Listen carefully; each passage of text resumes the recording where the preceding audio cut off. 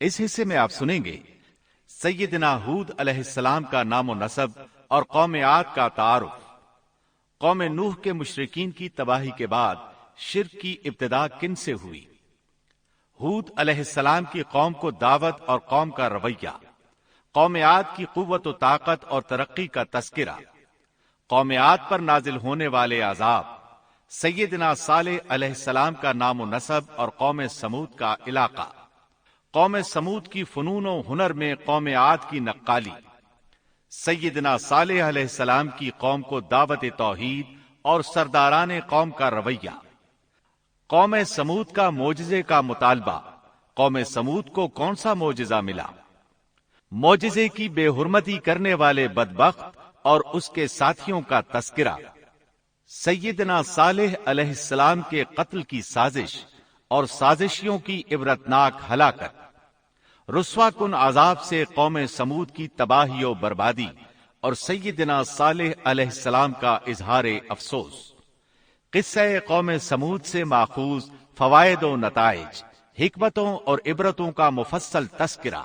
تو آئیے سنتے ہیں دارالسلام اسٹوڈیو لاہور پاکستان سے قصص الانبیاء کا 5واں حصہ، عبرتناک انجام۔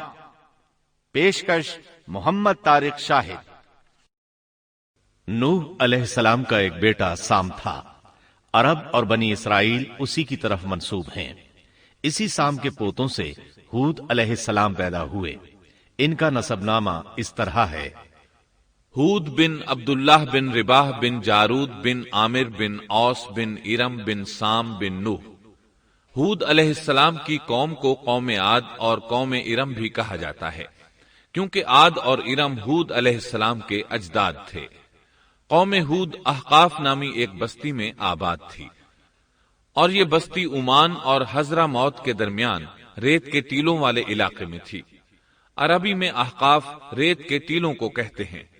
یہ علاقہ سمندر کے کنارے واقع تھا اور شہر کے نام سے پکارا جاتا تھا۔ قرآن مجید میں سورۃ الاحقاف آیت 21 میں اللہ تعالیٰ نے انہیں ان کی بستی کی طرف منسوب کرتے ہوئے مخاطب کیا ہے۔ وَاذْكُرْ أَخَا عَادٍ إِذْ أَنذَرَ قَوْمَهُ بِالْأَحْقَافِ۔ اور عاد کے بھائی کو یاد کرو جبکہ اس نے اپنی قوم کو احقاف میں ڈرایا۔ قوم عاد کے لوگ اپنی رہائش کے لیے خیمے پسند کرتے تھے۔ ان کے خیمے بہت مضبوط اور پختہ ہوتے تھے۔ یہ لوگ ان کو بڑی مہارت سے بناتے تھے، پھر ان پر فخر کرتے تھے۔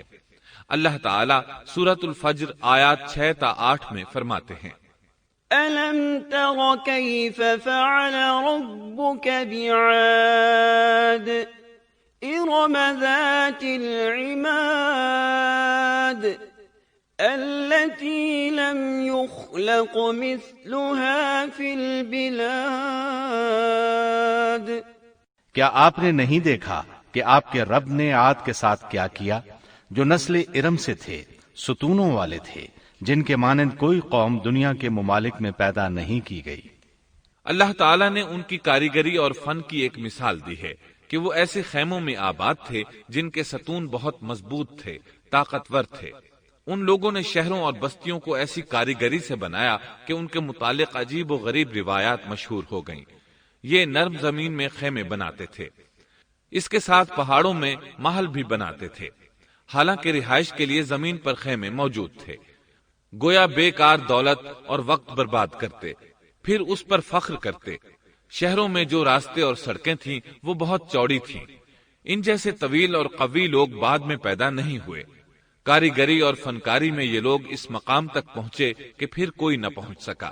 یہ لوگ عرب تھے اور عربی میں بات چیت کرتے تھے۔ ہود علیہ السلام بھی عربی تھے۔ اسماعیل علیہ السلام سے پہلے کے عرب باشندے عرب عاربہ کہلاتے ہیں۔ ان کے مشہور قبائل یہ ہیں: عاد، سمود، جرہم، امیم، قحطان اور مدین وغیرہ۔ ابراہیم علیہ السلام کی اولاد میں اسماعیل علیہ السلام کے بعد آنے والے لوگ عرب مستعربہ کہلاتے ہیں۔ اسماعیل علیہ السلام عربی نہیں تھے، کنعانی تھے۔ جب ابراہیم علیہ السلام اسماعیل علیہ السلام کو مکہ معظمہ میں چھوڑ آئے، اور اسماعیل علیہ السلام نے عربوں سے میل جول قائم کیا تو ان سے عربی سیکھ لی اور اس میں بہت مہارت پیدا کر لی، یہاں تک کہ آپ کو عرب کا فصیح کہا جانے لگا۔ اہل عرب میں فصاحت و بلاغت آپ ہی سے آئی۔ رسول اللہ صلی اللہ علیہ وسلم بھی اسی انداز میں فصیح و بلیغ عربی میں بات کرتے تھے۔ طوفان نوح کے بعد جب دوبارہ لوگوں کو پیدا کیا گیا تو وہ ایک مرتبہ پھر ان بستیوں میں رہنے کے لیے چلے گئے جہاں نوح علیہ السلام رہا کرتے تھے۔ نوح علیہ السلام شام کے شمال اور ترکی کے جنوبی علاقوں میں رہا کرتے تھے۔ لوگ یہاں آباد ہو گئے، پھر یہاں سے کچھ لوگ فلسطین اور شام کی طرف ہجرت کر گئے اور کچھ لوگ جزیرے کی طرف ہجرت کر گئے، اور قوم عاد جزیرے کے جنوب میں آ کر آباد ہو گئی۔ اس وقت تمام لوگ توحید پر تھے۔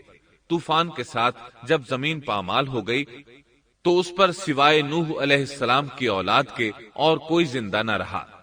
یہ لوگ توحید پرست تھے، لیکن وقت کے ساتھ ساتھ قوم عاد آباد ہوئی اور شیطان نے ان کے دلوں میں وسوسہ ڈالا، اس طرح وہ شیطان کی عبادت کرنے لگے۔ چنانچہ قوم نوح کے بعد سب سے پہلے جس قوم نے بت پرستی اختیار کی وہ قوم عاد تھی۔ اس قوم کو اللہ تعالیٰ نے بہت ڈیل ڈال دیا تھا، وہ بہت طاقتور قوم تھی۔ مفسرین بیان کرتے ہیں کہ ان کے جسم بہت مضبوط اور ٹھوس تھے، قد بہت لمبے تھے۔ آدم علیہ السلام کا قد 60 ہاتھ تھا، اس قوم کا قد بھی قریباً اتنا ہی تھا۔ اس طرف سورۃ الاعراف آیت 69 میں اشارہ موجود ہے۔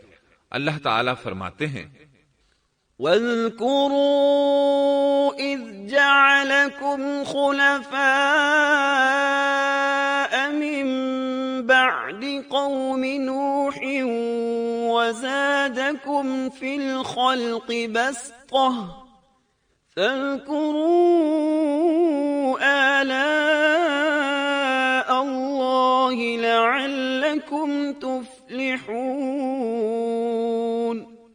اور تم وہ حالت یاد کرو جب اللہ نے تمہیں قوم نوح کے بعد جانشین بنایا اور ڈیل ڈول میں تمہیں زیادہ پھیلاؤ دیا، سو تم اللہ کی نعمتوں کو زیادہ یاد کرو تاکہ تم فلاح پا جاؤ۔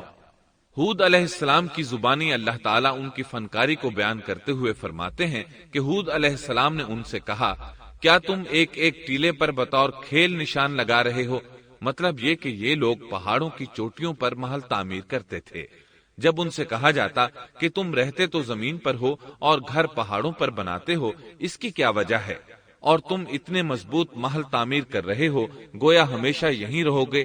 وہ لوگ دراصل ٹیلوں، گھاٹیوں، دروں اور پہاڑوں پر عمارات تعمیر کرتے تھے، اور ان کا مقصد ان میں رہنا نہیں تھا، بلکہ صرف کھیل کود کے لیے ایسا کرتے تھے۔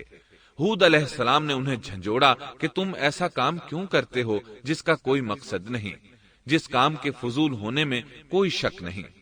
ہود علیہ السلام انہیں واعظ کرتے تھے، اے میری قوم، اللہ نے تمہیں بڑی قوت سے نوازا ہے۔ تمہاری طاقت کا عالم یہ ہے کہ جب تم کسی پر ہاتھ ڈالتے ہو تو ظلم کرتے ہو، کوئی شخص تمہارے سامنے آنا گوارا نہیں کرتا۔ لہذا اللہ سے ڈرو اور میری پیروی کرو، اس سے ڈرو جس نے ان چیزوں سے تمہاری مدد کی۔ اللہ تعالیٰ نے اپنی ہر طرح کی نعمت، مال، اسباب، اولاد، باغات، شہر، قوت، جسامت اور صنعت کاری سے تمہیں نوازا ہے، لہٰذا تم اللہ سے ڈرو اور میری اطاعت کرو۔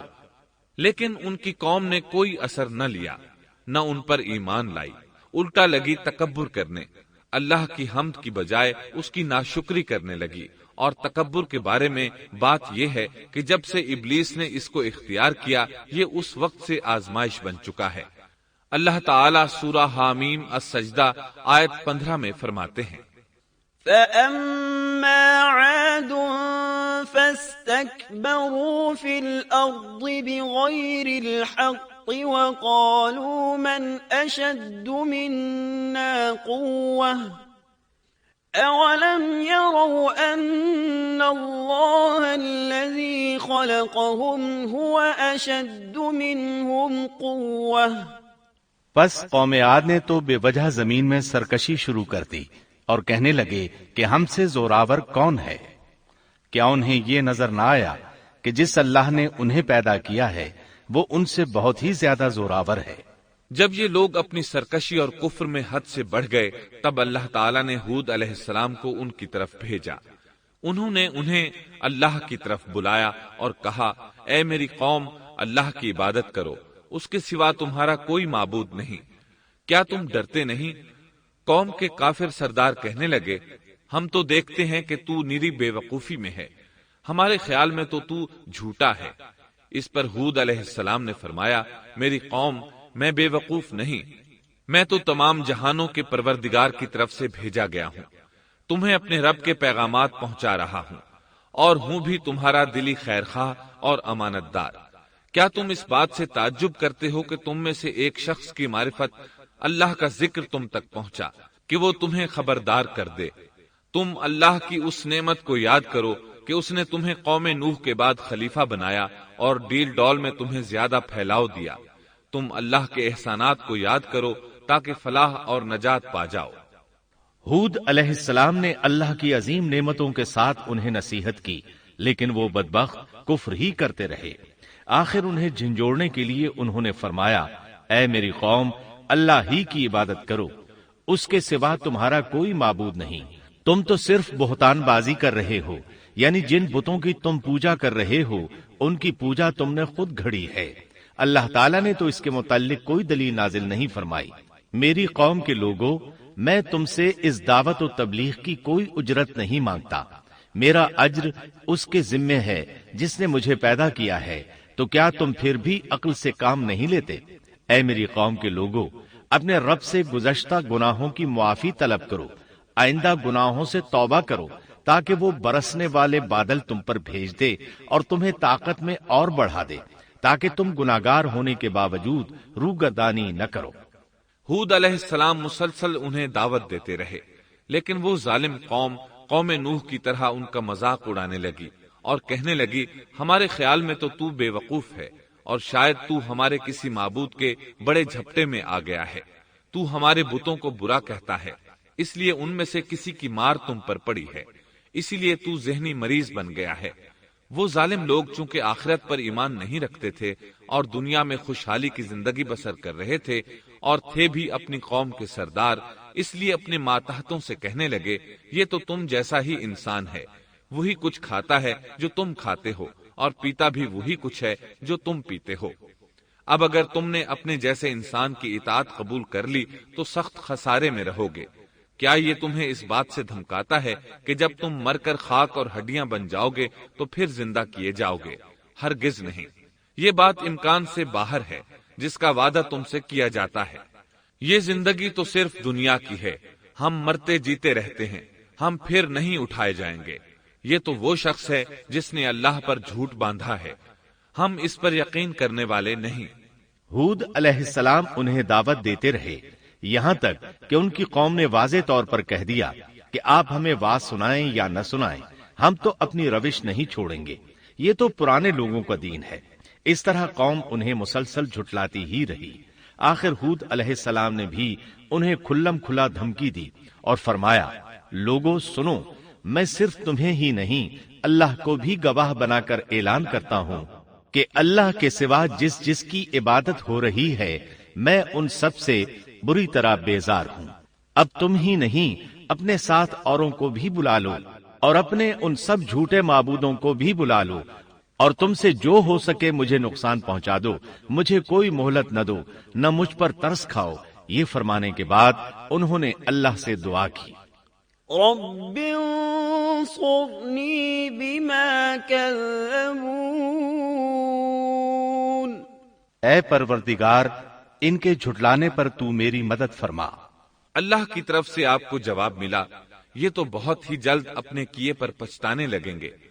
اللہ کے نبی کا انکار کرنے، اس سے بغض رکھنے اور اس کا مذاق اڑانے والوں کا انجام کیا ہوا؟ اللہ نے انہیں ایسے زناٹے کی آندھی سے تہس نہس کیا کہ جس کی تاریخ میں مثال نہیں ملتی۔ اللہ نے ان سے بارش روک لی، اس سے خشک سالی کی کیفیت پیدا ہو گئی، درخت اور پھل ختم ہو گئے، وہ لوگ بارش کی خواہش کرنے لگے۔ اسی حالت میں ایک دن اللہ نے انہیں عذاب دینے کا ارادہ فرمایا۔ انہوں نے دیکھا ایک سیاہ بادل ان کی طرف بڑھ رہا ہے، خوشی سے اچھلنے لگے، کہنے لگے یہ بادل ہم پر برسنے والا ہے، جبکہ ان کا خیال غلط تھا۔ دراصل ابر کی صورت میں یہ وہ قہر الہی تھا جس کے آنے کی وہ جلدی مچا رہے تھے۔ وہ عذاب ان کی بستیوں کی تمام چیزوں، پھلوں، خیموں، درختوں کو تہس نہس کرتا ہوا آیا۔ اسے اللہ کا یہی حکم تھا۔ آندھی اس قدر زبردست تھی کہ پہاڑوں پر ان کے تعمیر کردہ محلوں تک کو اڑا لے گئی۔ مجرموں کا یہی بدلہ ہے۔ اللہ تعالی سورۃ الزاریات آیت 41 اور 42 میں فرماتے ہیں، وفي عاد إذ أرسلنا عليهم الريح العقيم ما تذر من شيء أتت عليه إلا جعلته كالرميم۔ اسی طرح عادیوں میں بھی ہماری طرف سے تنبیہ ہے، جبکہ ہم نے ان پر خیر و برکت سے خالی آندھی بھیجی، وہ جس جس چیز پر گرتی تھی اسے بوسیدہ ہڈی کی طرح چورا چورا کر دیتی تھی۔ اس آندھی نے ہر چیز کو فنا کر کے رکھ دیا۔ اللہ تعالیٰ ان کی تباہی ایک جگہ ان الفاظ میں بیان کرتے ہیں، قوم عاد نے بھی جھٹلایا، پس کیسا ہوا میرا عذاب اور میری ڈرانے والی باتیں۔ ہم نے ان پر تیز و تند مسلسل چلنے والی ہوا ایک لگاتار منحوس دن میں بھیج دی، جو لوگوں کو اٹھا اٹھا کر دے پٹکتی تھی، گویا کہ وہ جڑ سے کٹے ہوئے کھجور کے تنے ہیں۔ پس کیسی رہی میری سزا اور میرا ڈرانا۔ یقیناً ہم نے قرآن کو نصیحت کے لیے آسان کر دیا ہے، پس کیا ہے کوئی نصیحت پکڑنے والا؟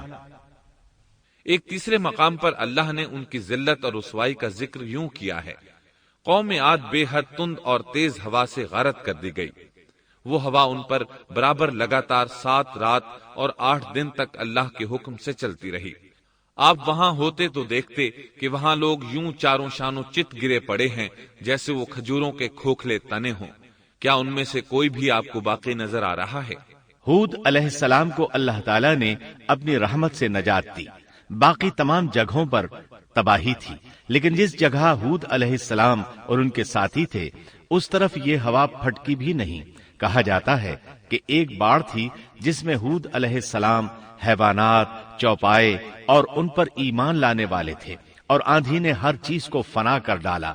اللہ تعالیٰ سورہ آراف آیت 72 میں فرماتے ہیں، فأنجيناه والذين معه برحمة منا وقطعنا دابر الذين كذبوا بآياتنا وما كانوا مؤمنين۔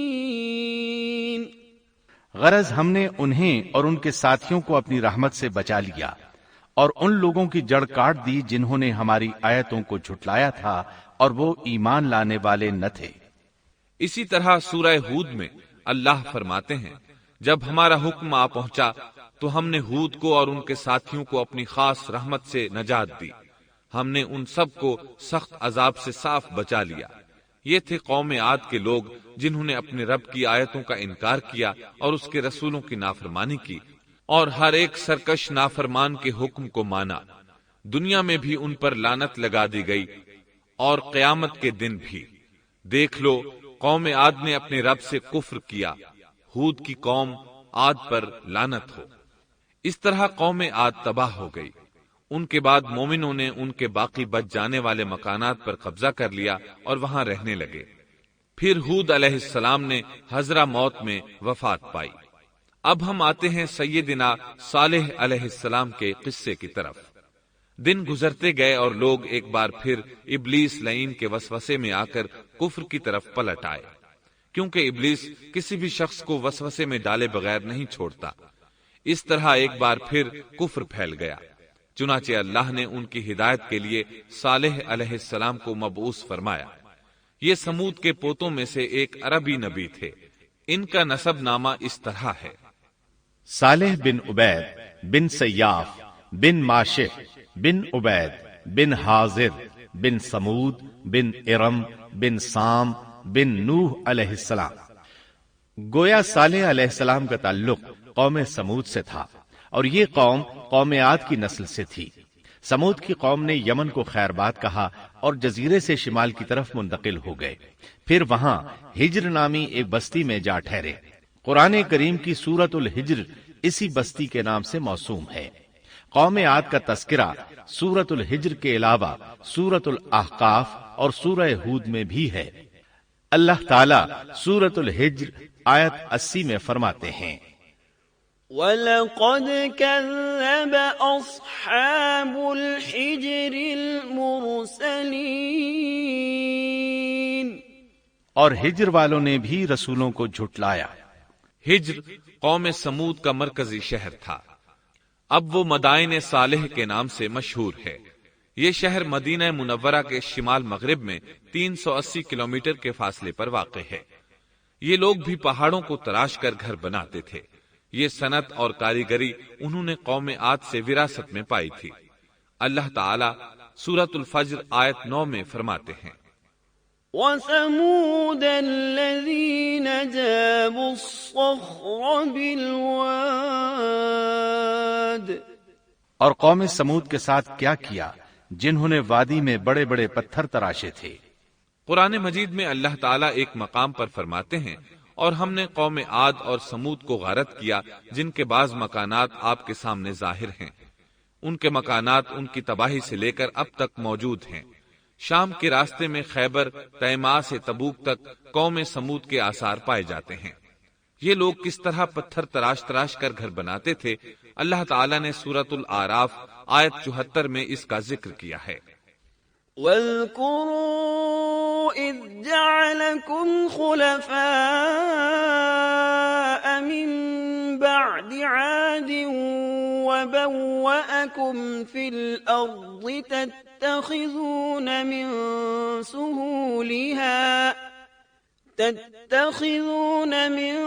سُهُولِهَا قُصُورًا وَتَنْحِتُونَ الْجِبَالَ بُيُوتًا فاذكروا آلاء الله ولا تعثوا في الأرض مفسدين۔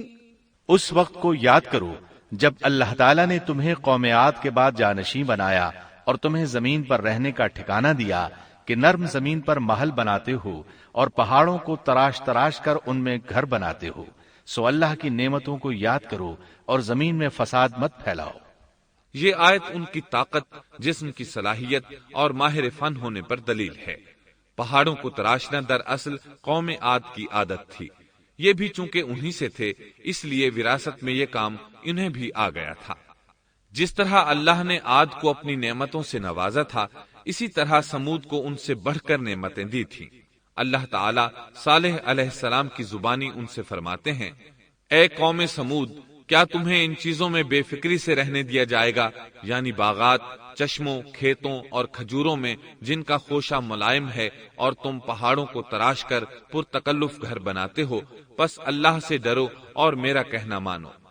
لیکن ان لوگوں نے ہر طرح سے قوم عاد کی پیروی کی، نصیحت پکڑنے کی بجائے بتوں کی عبادت شروع کر دی۔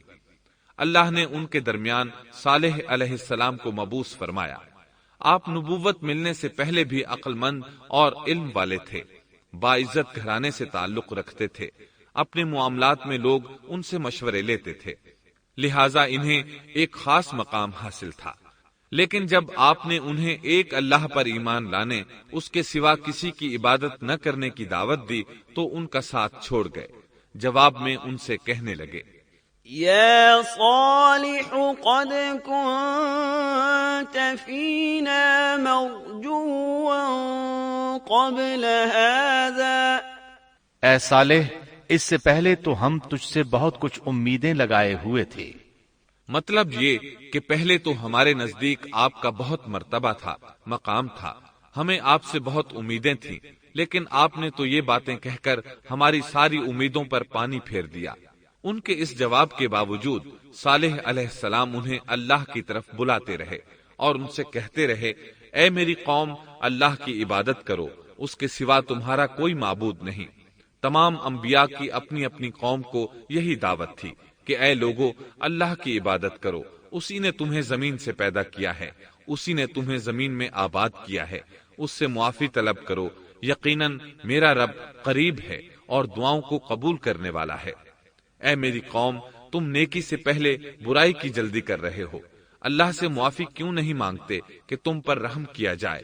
اللہ سے ڈرو، میری اطاعت کرو، حد سے گزر جانے والے بے باک لوگوں کی اطاعت سے باز آؤ، وہ ملک میں فساد پھیلا رہے ہیں اور اصلاح نہیں کرتے۔ صالح علیہ السلام نے ہود علیہ السلام کی طرح اپنی قوم کو نصیحت کی، لیکن ان ظالموں نے بھی اسی طرح کفر کیا جیسے قوم عاد نے کیا تھا۔ کہنے لگے، یہ کیسے ہو سکتا ہے کہ ہم اپنے میں سے ایک شخص کے تابع ہو جائیں؟ اس اکیلے کی اتنی زیادہ فضیلت کی آخر کیا وجہ ہے؟ ہم نہیں مان سکتے کہ ہم میں صرف اسی ایک پر اللہ کی باتیں نازل ہوتی ہیں۔ پھر وہ اس سے بھی آگے بڑھے اور اللہ کے نبی کو کھلے الفاظ میں پرلے درجے کا جھوٹا کہا، جادوگر کہا۔ پھر یہ سرکش اور کافر لوگ صالح علیہ السلام کے ساتھ ایمان لانے والے کمزور غریب لوگوں کو مخاطب کر کے کہنے لگے، کیا تم صالح پر ایمان رکھتے ہو؟ ہم تو اس کے منکر ہیں۔ اس طرح صالح علیہ السلام دن رات انہیں دعوت دیتے رہے، یہاں تک کہ یہ لوگ صالح علیہ السلام سے کہنے لگے، تم نے اور تمہارے ساتھیوں نے ہمارے اندر نحوست پھیلا رکھی ہے اور اسی لیے ہم مشکلات اور مصائب کا شکار ہیں، لہٰذا تم ہم سے دور ہو جاؤ۔ صالح علیہ السلام نے انہیں جواب دیا، تم پر نحوست اللہ کی طرف سے ہے، تم فتنے میں پڑے ہوئے لوگ ہو۔ پھر اس کے بعد وہ لوگ صالح علیہ السلام سے مکمل طور پر دشمنی کرنے لگے اور انہوں نے آپ کو یہاں تک کہہ دیا کہ آپ ہماری مجلس میں نہ آیا کریں کیونکہ آپ منحوس ہیں۔ پھر بات یہاں تک پہنچی کہ صالح علیہ السلام نے انہیں اللہ کے عذاب سے ڈرایا، دھمکایا اور کہا، يا قوم أرأيتم إن كنت على بينة من ربي وآتاني منه رحمة فمن ينصرني من الله إن عصيته فما تزيدونني غير تخسير۔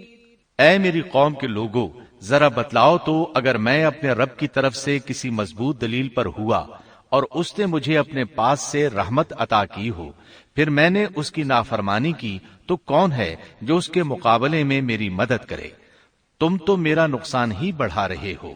یعنی فرض کرو اگر میں حق پر ہوا اور یقیناً میں حق پر ہوں اور اللہ تعالیٰ نے مجھے اپنی نبوت سے بھی نوازا ہے، پھر بھی میں تمہاری باتوں میں آ کر اس کی نافرمانی کروں تو بلا شبہ اس وقت میں گھاٹے میں ہوں گا اور تم بھی خسارہ پانے والے ہوگے۔ اس پر وہ ظالم لوگ مقابلے پر اتر آئے، کہنے لگے، اگر تو سچا ہے تو کوئی معجزہ لے آ، لیکن وہ معجزہ ہماری مرضی کے مطابق ہو، اس صورت میں ہم ضرور ایمان لے آئیں گے۔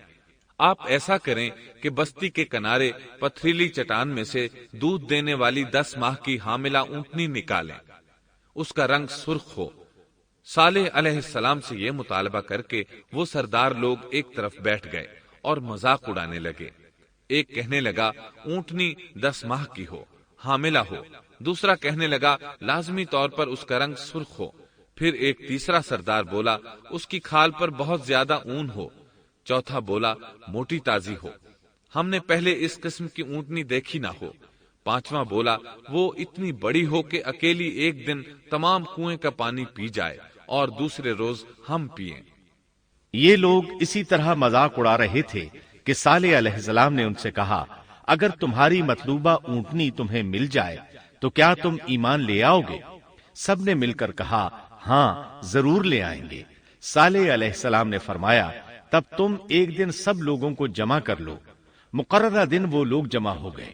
ان کی موجودگی میں صالح علیہ السلام نے اللہ سے دعا کی، زمین پر زلزلہ طاری ہوا، ان کی آنکھوں کے سامنے چٹان پھٹی اور اس سے بالکل ویسی ہی اونٹنی نکلی جیسا کہ ان کا مطالبہ تھا۔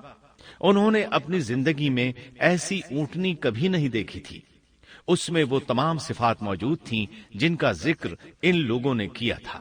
اللہ تعالیٰ صالح علیہ السلام کی زبانی سورہ ہود आयत 64 में फरमाते हैं, وَيَا قَوْمِ هَٰذِهِ نَاقَةُ اللَّهِ لَكُمْ آيَةً فَذَرُوهَا تَأْكُلْ فِي أَرْضِ اللَّهِ وَلَا تَمَسُّوهَا بِسُوءٍ فَيَأْخُذَكُمْ عَذَابٌ قَرِيبٌ۔ اے میری قوم، یہ اللہ کی بھیجی ہوئی اونٹنی ہے، یہ تمہارے لیے ایک معجزہ ہے۔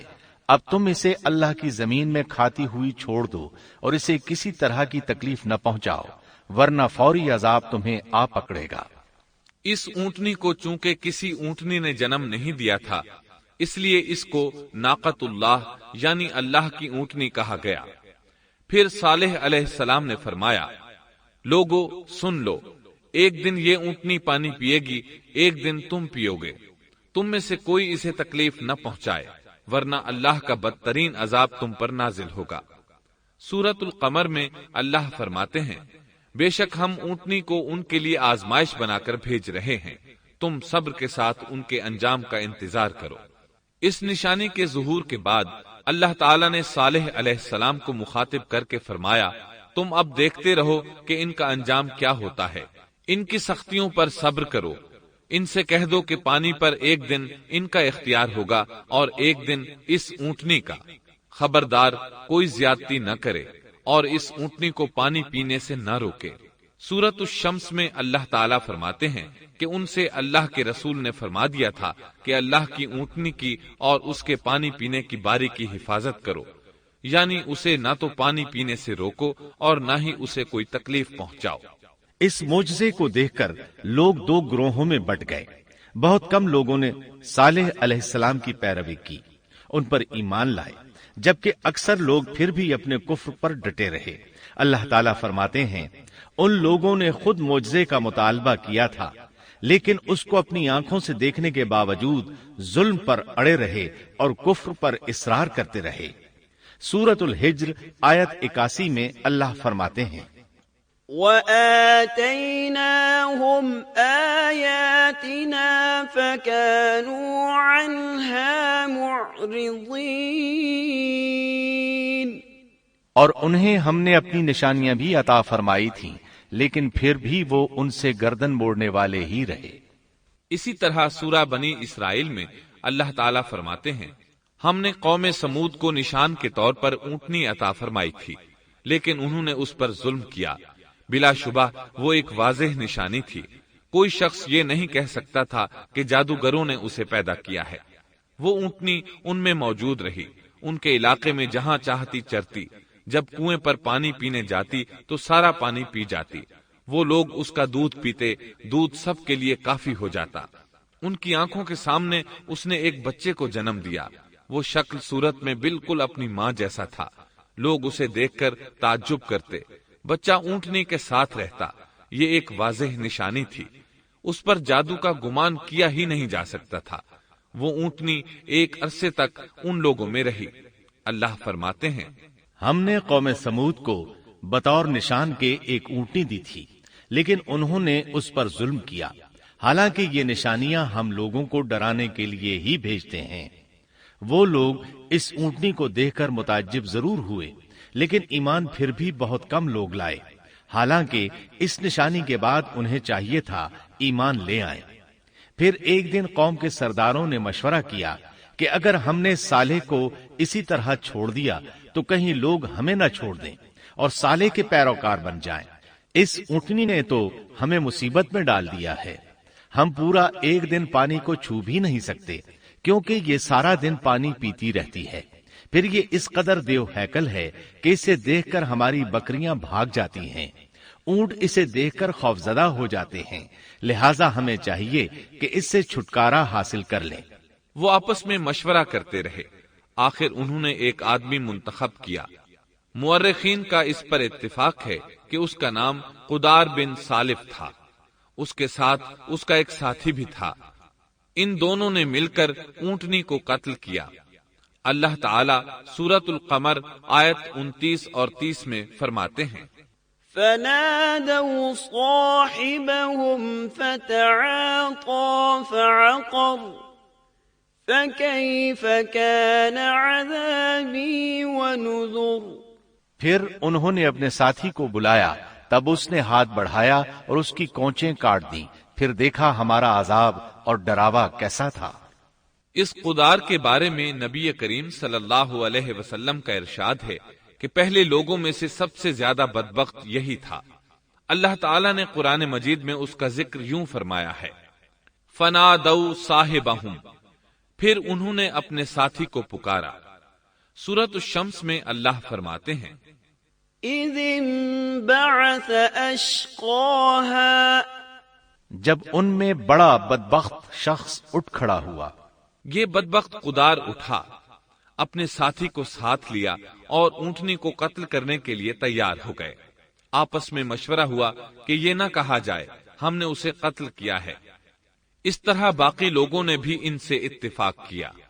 اللہ تعالیٰ سورہ نمل آیت 48 میں فرماتے ہیں، وَكَانَ فِي الْمَدِينَةِ 9 رَهْطٍ يُفْسِدُونَ فِي الْأَرْضِ وَلَا يُصْلِحُونَ،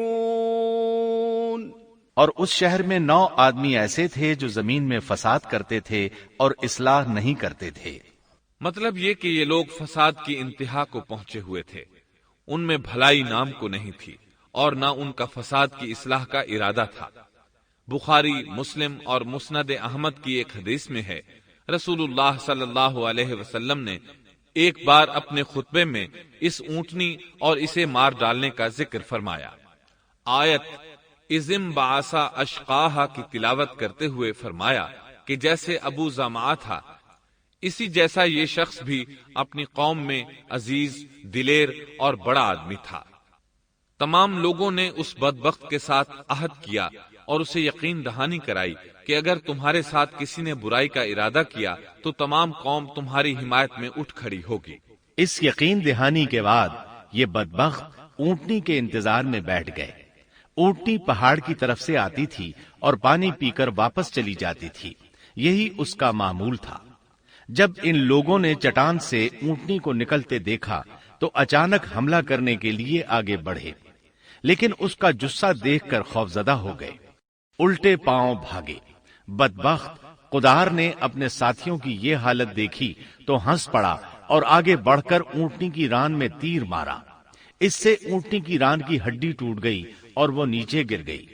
پھر اس ظالم نے اپنے ساتھیوں کو آواز دی اور آگے بڑھ کر اونٹنی کی کونچیں کاٹ دی۔ سورۃ الشمس میں اللہ تعالیٰ فرماتے ہیں، ان لوگوں نے اپنے پیغمبر کو جھوٹا سمجھ کر اس اونٹنی کی کونچیں کاٹ دی، پس ان کے رب نے ان کے گناہوں کے باعث ان پر ہلاکت ڈالی اور پھر ہلاکت کو عام کر دیا اور اس بستی کو برباد کر دیا۔ اونٹنی کی کونچیں کاٹ دیے جانے کے بارے میں اللہ تعالیٰ ایک دوسرے مقام پر فرماتے ہیں کہ پس انہوں نے اونٹنی کو مار ڈالا اور اپنے پروردگار کے حکم سے سرتابی کی اور کہنے لگے، اے صالح، جن عذابوں سے تو ہمیں دھمکاتا رہتا تھا، اگر تو واقعی پیغمبر ہے تو ان عذابوں کو ہم پر نازل کرا دے۔ اونٹنی پر حملہ ہوتے ہی اس کا بچہ بھاگ نکلا تھا۔ وہ پہاڑ کی چوٹی پر چڑھ گیا، 3 مرتبہ بلبلایا۔ یہ بدبخت اس کے پیچھے بھاگے اور آخر اسے بھی قتل کر دیا۔ پھر تمام بستی والے جمع ہوئے، اونٹنی اور اس کے بچے کا گوشت تیار کیا اور مزے کے ساتھ اس کو کھایا۔ اس جرم میں ان سب نے شرکت کی، البتہ جو لوگ صالح علیہ السلام پر ایمان لے آئے تھے وہ الگ تھلگ رہے۔ صالح علیہ السلام کو جب یہ خبر ملی تو وہ گھبرائے ہوئے اونٹنی کے پاس پہنچے۔ اونٹنی بے جان پڑی تھی، اس کا بچہ بھی بے جان تھا۔ لوگ ان کے گرد جمع تھے اور ان کا گوشت کھا رہے تھے۔ اس وقت صالح علیہ السلام نے ان سے کہا، فقال تمتعوا في داركم 3 أيام ذلك وعد غير مكذوب۔ اس پر صالح نے کہا کہ اچھا تم 3 دن تک اپنے گھروں میں رہ سہ لو، یہ وعدہ جھوٹا نہیں ہے۔ مطلب یہ کہ تمہیں صرف 3 دن کی مہلت ہے، اس کے بعد تم سب کے سب ہلاک کیے جاؤ گے۔ وہ صالح علیہ السلام کی بات کو رد کرتے ہوئے انہیں دھمکیاں دینے لگے کہ جن عذابوں کا تو ہم سے وعدہ کر رہا ہے، اگر تو سچا ہے تو ان کو ہم پر نازل کر دے۔ اس کے بعد وہ جمع ہو کر مشورہ کرنے لگے کہ آج رات صالح کو بھی مار ڈالو۔ ان کے اس مشورے کے بارے میں اللہ تعالی سورۃ النمل آیات 48 اور 49 میں فرماتے ہیں، اس شہر میں 9 سردار تھے، وہ زمین میں فساد پھیلاتے رہتے تھے اور اصلاح نہیں کرتے تھے۔ انہوں نے آپس میں بڑی بڑی قسمیں کھا کھا کر عہد کیا کہ رات ہی کو صالح اور اس کے گھر والوں پر چھاپا ماریں گے اور اس کے وارثوں سے صاف کہہ دیں گے کہ ہم اس کے اہل کی ہلاکت کے وقت موجود نہیں تھے اور ہم بالکل سچے ہیں۔ اب یہ لوگ صالح علیہ السلام کے گھر کی طرف چلے۔ اللہ تعالیٰ سورۃ النمل آیات 50 اور 51 میں فرماتے ہیں، وَمَكَرُوا مَكْرًا وَمَكَرْنَا مَكْرًا وَهُمْ لَا يَشْعُرُونَ فَانظُرْ كَيْفَ كَانَ عَاقِبَةُ مَكْرِهِمْ أَنَّا دَمَّرْنَاهُمْ وَقَوْمَهُمْ أَجْمَعِينَ۔ اور انہوں نے ایک داؤ کھیلا، سو ہم نے بھی ایک ایسا داؤ کھیلا کہ انہیں خبر بھی نہ ہوئی۔ پھر دیکھو کہ ان کے داؤ کا کیا انجام ہوا، ہم نے انہیں اور ان کی ساری قوم کو ہلاک کر دیا۔ صالح علیہ السلام کا گھر پہاڑ کی بلندی پر تھا۔ یہ فسادی لوگ ابھی اوپر چڑھ رہے تھے کہ زمین حرکت کرنے لگی۔ ایک چٹان اوپر سے لڑھکتی ہوئی آئی اور ان تمام کو پیس کر رکھ دیا۔ ان 9 فسادی لوگوں کی ہلاکت کے ساتھ ہی اللہ کے عذاب کی ابتدا ہو چکی تھی۔ چنانچہ صالح علیہ السلام نے اپنے ساتھیوں کے ساتھ اس بستی کو چھوڑ دیا، یعنی وہ ہجر کے علاقے سے نکل گئے۔ صبح ہوئی تو لوگوں نے ایک عجیب منظر دیکھا۔ قوم سمود کے تمام لوگوں کے چہرے زرد پڑ چکے تھے۔ وہ سب رونے لگے کیونکہ عذاب کے آثار شروع ہو چکے تھے۔ دوسرے دن تمام لوگوں کے چہرے آگ کی طرح سرخ ہو گئے اور تیسرے دن تمام کے چہرے سیاہ ہو چکے تھے۔ اپنی یہ حالت دیکھ کر سب لوگ رونے اور چیخ پکار کرنے لگے، اپنی قبریں کھودنے لگے۔ اب انہیں یقین ہو چکا تھا کہ عذاب کا وعدہ برحق تھا۔ اللہ تعالیٰ نے انہیں پہلی قوموں کی طرح ایک قسم کا عذاب نہیں دیا تھا، جیسے قوم نوح کو صرف طوفان کے ذریعے ہلاک کیا گیا، قوم عاد کو صرف طوفانی ہوا کے ذریعے ہلاک کیا گیا، لیکن قوم سمود کو اللہ تعالیٰ نے طرح طرح کے عذابوں سے دوچار کیا، اس لیے کہ انہوں نے اپنی مطلوبہ شرط پوری ہونے کے باوجود ایمان قبول نہیں کیا تھا۔ عذاب کی ابتدا زلزلے سے ہوئی، زمین حرکت کرنے لگی۔ اس کی وجہ سے وہ لوگ اپنے گھروں میں اوندھے کے اوندھے پڑے رہ گئے، ان میں اٹھنے کی طاقت تک نہ رہی۔ پھر آسمان میں سخت کڑاکا ہوا، اس کی ہولناک دہشت انگیز چنگھاڑ نے ان کے بھیجے پھاڑ کر رکھ دیے۔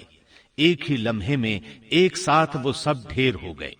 ان کی ہلاکت اور تباہی کو بیان کرتے ہوئے اللہ تعالی سورۃ الزاریات آیات 43 تا 45 میں فرماتے ہیں، وَفِي ثَمُودَ إِذْ قِيلَ لَهُمْ تَمَتَّعُوا حَتَّى حِينٍ فَعَتَوْا عَنْ أَمْرِ رَبِّهِمْ فَأَخَذَتْهُمُ الصَّاعِقَةُ وَهُمْ يَنظُرُونَ فَمَا اسْتَطَاعُوا مِنْ قِيَامٍ وَمَا كَانُوا مُنْتَصِرِينَ۔ اور سمود کے قصے میں بھی عبرت ہے، جب ان سے کہا گیا کہ تم کچھ دن تک فائدہ اٹھا لو، لیکن انہوں نے اپنے رب کے حکم سے سرتابی کی، اس پر انہیں ان کے دیکھتے دیکھتے تیز و تند کڑاکے نے ہلاک کر دیا، پس نہ تو وہ کھڑے ہو سکے اور نہ بدلہ لے سکے۔ اسی طرح سورہ ہود میں اللہ تعالیٰ نے ان کی تباہی کا نقشہ اس طرح کھینچا ہے کہ ایک زور کی کڑک نے ان ظالموں کو آ لیا، پھر تو وہ اپنے گھروں میں زانوں کے بل مردہ پڑے رہ گئے، ایسے گویا کہ وہ کبھی آباد ہی نہ تھے۔ سورۃ القمر میں اللہ نے ان کی رسوائی ان الفاظ میں بیان کی ہے، ہم نے ان پر ایک چیخ بھیجی، پھر وہ ایسے ہو گئے جیسے کانٹوں کی باڑ کا چورا۔ دوسری طرف صالح علیہ السلام اور ان کے ساتھیوں کو اللہ تعالیٰ نے اپنی رحمت سے نجات دی۔ اللہ تعالیٰ سورہ ہود آیت 66 میں فرماتے ہیں، فلما جاء أمرنا نجينا صالحا والذين آمنوا معه برحمة منا ومن خزي يومئذ إن ربك هو القوي العزيز۔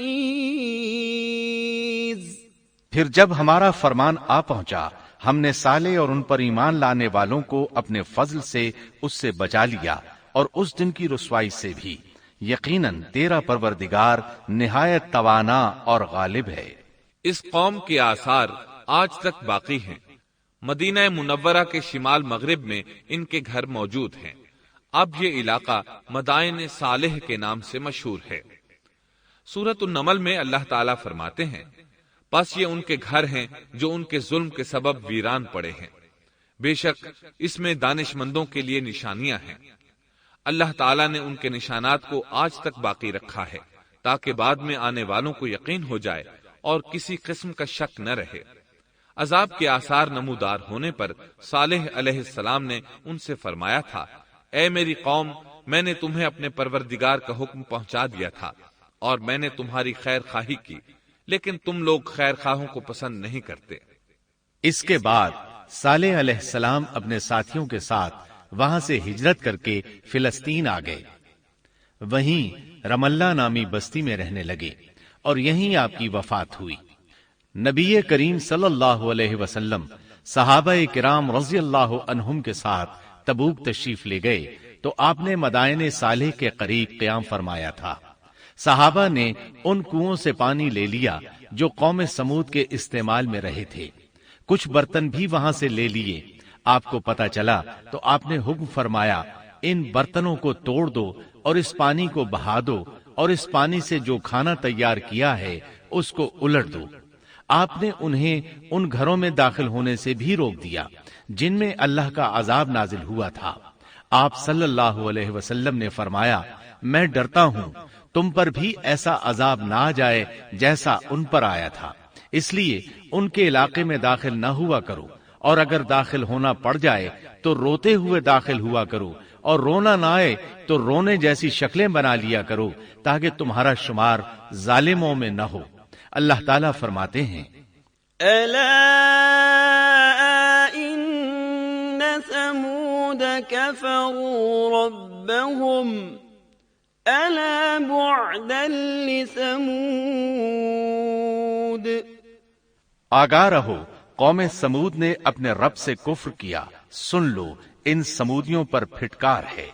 قرآن میں ان کا قصہ 26 سے زائد مرتبہ بیان کیا گیا ہے۔ اس کے بعد لوگ ایمان کی حالت میں امن چین کی زندگی بسر کرنے لگے، لیکن پھر نئے سرے سے ان میں خرابی پیدا ہوئی۔ شیطان نے پھر اپنا کام دکھایا، ان کے دلوں میں وسوسہ ڈالا اور فلسطین، عراق، مصر اور جزیرے کے نواحی علاقوں میں شرک پھیل گیا۔ لوگ ایک بار پھر کفر کی طرف پلٹ پڑے۔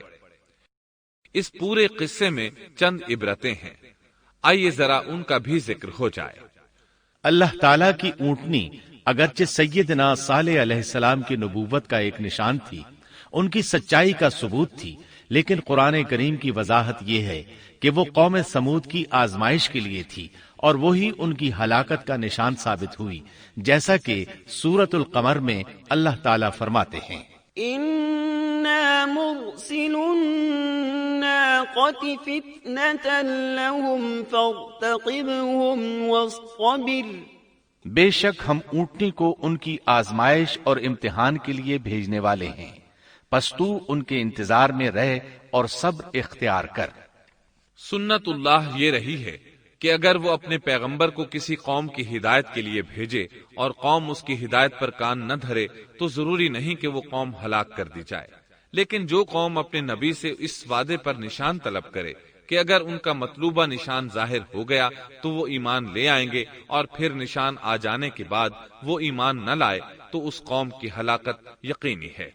اللہ تعالیٰ پھر اس قوم کو معاف نہیں کرتے جب تک کہ وہ تائب نہ ہو جائے اور اللہ کے دین کو قبول نہ کرے۔ یا عذاب الہی سے صفحہ ہستی سے مٹ کر دوسروں کے لیے عبرت کا نشان بن جائے۔ لیکن اس سنت سے نبی کریم صلی اللہ علیہ وسلم کی امت مستثنا ہے، اس لیے کہ آپ صلی اللہ علیہ وسلم نے وضاحت فرمائی ہے، میں نے اللہ تعالیٰ سے دعا مانگی ہے کہ اللہ تعالیٰ میری امت میں عذاب عام مسلط نہ فرمائے، اور اللہ نے میری دعا قبول فرما لی۔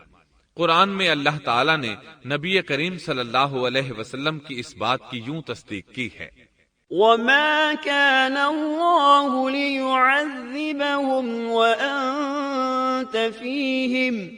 اے رسول، اس حال میں کہ تو ان میں موجود ہے، اللہ تعالیٰ ان کافروں پر عذاب مسلط نہیں کرے گا۔